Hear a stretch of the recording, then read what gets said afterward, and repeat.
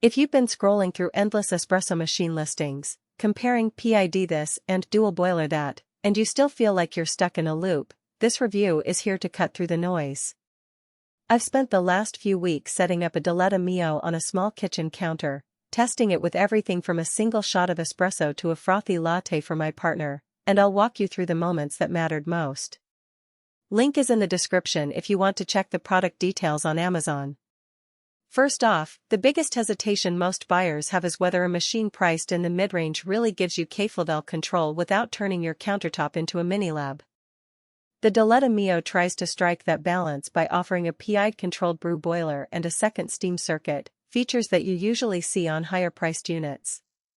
In practice, that means you can set a precise brew temperature and keep it steady from the first cup to the 10th, and you have a dedicated steam line that doesn't have to fight with the brewing water for pressure. For anyone who has been burned by machines that drift off temperature after a few drinks, that separation feels like a genuine safety net.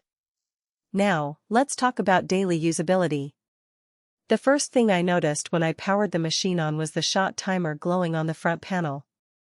It gives you a visual cue for how long your extraction is taking, which is a nice habit builder if you're learning the art of timing. The pressure gauge is equally straightforward. You can watch the bar reading climb as the pump builds pressure, so you know exactly when you've hit the sweet spot around 9 bars. For a home barista who wants to experiment with different grind sizes and doses, that real-time feedback replaces a lot of guesswork. One of the practical strengths that shows up in everyday life is the adjustable overpressure valve, OPV. I set it to a slightly lower threshold after a few trial runs because my beans tended to over-extract at the factory setting. The ability to tweak that valve without pulling the machine apart means you can fine-tune the pressure curve to match the roast profile you prefer. It's a feature that rarely gets a shout-out in marketing copy, but for anyone who's ever been frustrated by a one-size-fits-all pressure setting, it's a subtle but powerful lever. On the steam side, the second steam circuit means the steam wand stays hot even after you've pulled a shot, so you can pull a latte, then a cappuccino, and the steam never cools down between drinks. In my kitchen, that saved me roughly a minute per drink because I wasn't waiting for the wand to recover. If you routinely make multiple milk-based drinks in a row, say, for a small brunch crowd, that consistency translates directly into smoother milk texture and less fiddling with temperature. However, the machine isn't without its trade-offs. The most noticeable practical weakness is the water reservoir size. At about 2 liters, it's fine for a couple of drinks in the morning, but if you're entertaining a group or running a coffee-first office, you'll find yourself refilling it more often than you'd like. The Diletta Mio doesn't have a built-in water line connection, which some competitors offer for set and forget convenience. That means you have to keep an eye on the level if you want to avoid an unexpected shutdown mid-brew.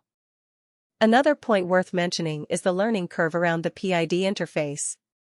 While the PID gives you precise temperature control, it also adds a menu of numbers to navigate. If you're looking for a truly push-button experience where the machine decides the temperature for you, you might feel a little overwhelmed at first. That said, the interface is fairly intuitive once you get the hang of the basic up/down arrows and the hold button, and the learning process is rewarded with noticeably more consistent espresso shots. Who should buy the Diletta Mio? If you're a coffee enthusiast who enjoys tweaking variables, temperature, pressure, extraction time, and you want those adjustments without breaking the bank, this machine lands in a sweet spot. It's especially appealing to small space dwellers because its footprint is more compact than many dual boiler rigs, yet you still get the separation of brew and steam circuits. The machine also shines for people who plan to milk froth regularly. The steady steam temperature makes latte art more predictable. Who should skip it? If you're after a pure plug-and-play espresso solution with a massive water tank and a built-in plumb line, you'll probably feel constrained. Likewise, if your budget leans toward entry-level models under $500, you might find the price a stretch for the features you're actually using. And if you're primarily interested in a single shot per day without any milk work, a simpler, single boiler unit could give you the same coffee quality with fewer knobs to turn. Let's talk value beyond the headline specs.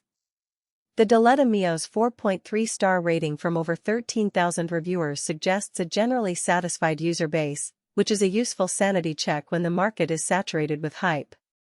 The real value comes from